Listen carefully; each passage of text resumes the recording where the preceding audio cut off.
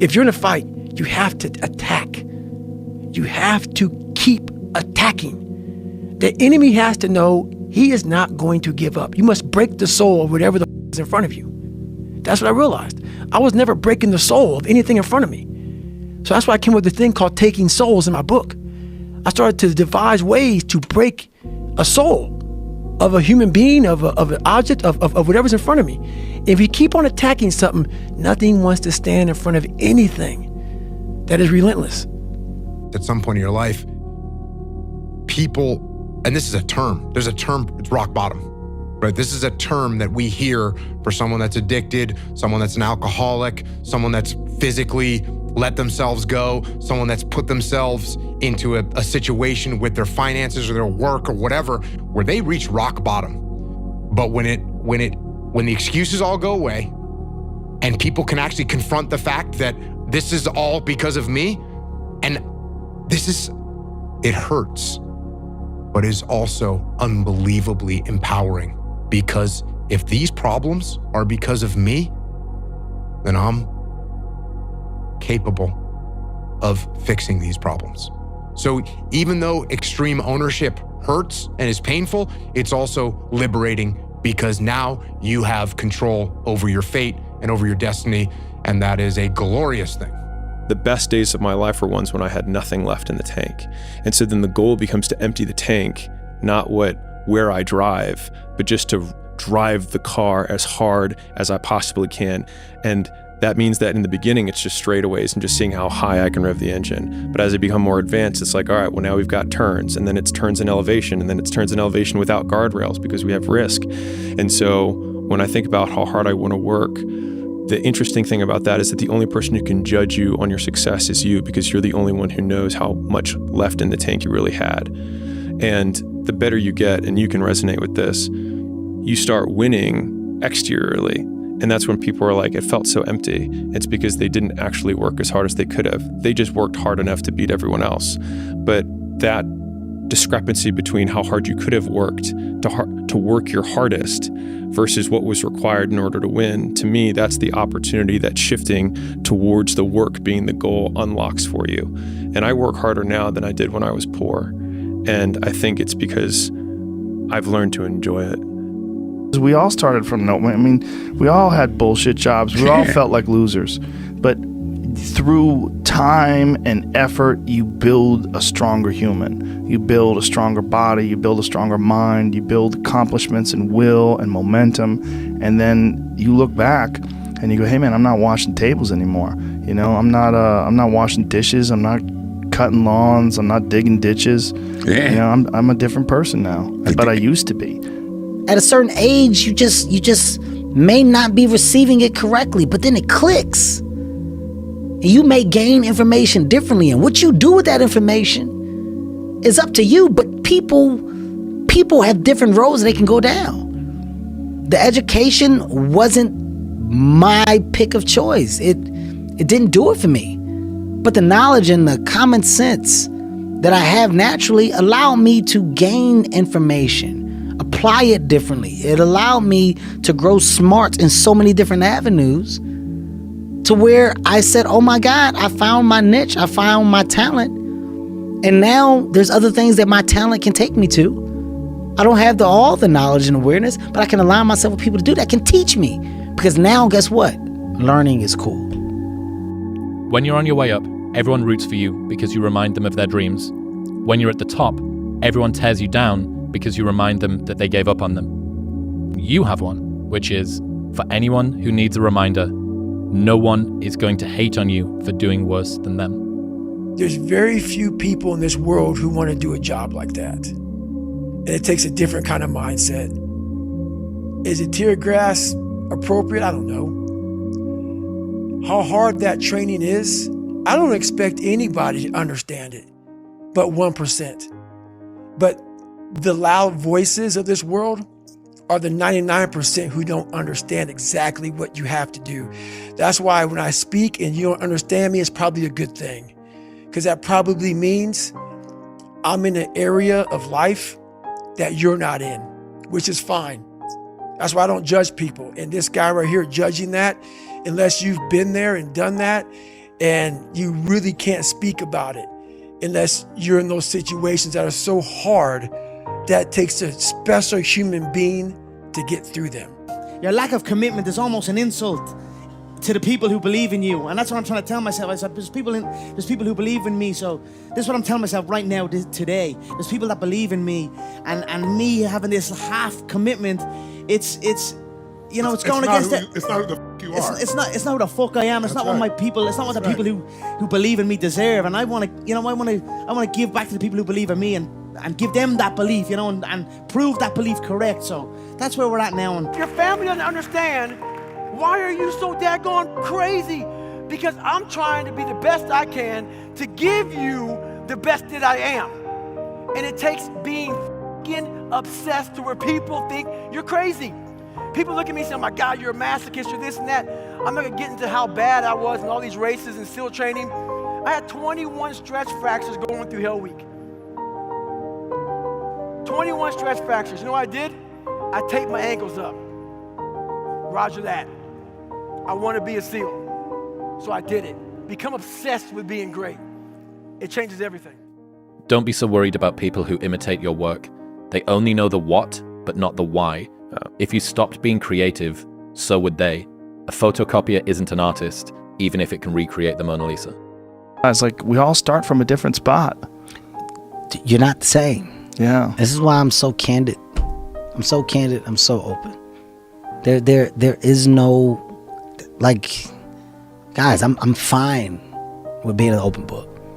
I'm fine with the good, the bad, the ugly. I'm fine being flawed. I'm fine with all the things that have happened to me that have been exposed. I'm fine with it all. I don't hide from it. I don't run from it. I don't avoid any of it. I'm fine. It's all right. It's a bed that I made for myself. I happily lay in it. And I'll be fine figuring it out, moving forward. Being aware of who you are, what makes you different, and being comfortable with it. And so you're going to have moments where you're not comfortable with it and you want to conform and you want to be like other people. And, you know, you went through that and I went through that in adolescence in particular, on through the 20s. You make some changes to things because you think it's cool, but you keep coming back. You keep coming back to being alone. Mm-hmm. You keep coming back to throwing the ball against the wall. All the times that I was like, I'm not going back. And I went back. I'm not going back. And I went back. I'm not going back. And I went back. It showed me even more of what we have as humans, if we're willing to go there and we're willing to push that extra step. And like I say, you know, I always tell people, a lot of people, man, how do you do what you do? At the end of the day, I ask myself one question: can I take one more step? And usually the answer is yes. So if you can answer that question and not take another step, that is real failure. That is real quitting. So a lot of people can take one more step, but they choose not to. I don't know if you can take 2 steps. You got to answer that question after you take the first step. But I can always take one more step, so if I choose not to, that's on me. And I got to live with that. You don't experience positive emotion except in relationship to a goal. And if you got a nice gradient on your goal pursuit, then that's going to increase the degree to which you feel positive emotion. And positive emotion, by the way, isn't just about being happy. That's the most trivial part of it in some sense. Positive emotion allows you to focus. It's the soul of concentration. It's the essence of enthusiastic motivation. When you say, I really want to do that, that statement is predicated on the existence of positive emotion. It's the fact that the goal beckons to you that makes you say, I want to do that. And you know how much easier it is to do something you want to do than to do something you don't want to do. And that ease is actually a consequence of the activation of the system that governs positive emotion. Johnny wanted to know, how do I prepare? How do I prepare? How do I study? How do I view the game? How do you build your game? And my response is much like the way he builds products. You think sequentially. You look at the end result of what you want to create, but in order to create that, there's so many other little things that go into this massive entity, or device. It's no different than building my basketball game. You start with, what do you want your game to be? What would make your game most unstoppable or hard to deal with? And now you work backwards from there. And you start building it one piece at a time, one move at a time, one counter at a time. It's poison. It's poison because I knew what I did to get where I am, and I'm gonna have these people, these normal, everyday people, fat, lazy, is exactly who I was, judging me. Because I know it, because I was once them. All my hard work, all my dedication, I'm gonna have some normal dude get his little brownie, his little ding-dong, ho-ho Twinkie, sit there with his coffee, picking me apart. Oh, he must be unhappy. He's just, do you know how hard it is to put these shoes on every damn morning and I'm gonna have you pick me apart? So, yeah, there's so much that goes into this that I was like, I never want anything to do with it. I'd say one of the strongest mental frames that has gotten me through my hardest times is thinking this will be the story that I will one day tell. And that means the harder it is, the bigger the dragon, the more epic the story, and by consequence, the more epic the hero. And if you think about the difference between winners and losers, winners define themselves by what they made happen, and losers define themselves by what happened to them. And the difficult part of the lonely chapter is that the Rocky cutscene lasts 90 seconds in the movie and lasts 5 years in reality. Why not? That's the thing. All I'm doing is sparking the awareness in others to go, why not? Why can't I create? Why can't I start? Why can't I be a business? Why can't I be a CEO? Why can't I be a tech guru? Why can't I can create cooking products, lotion, scents? There's so much that some people just don't understand they can do.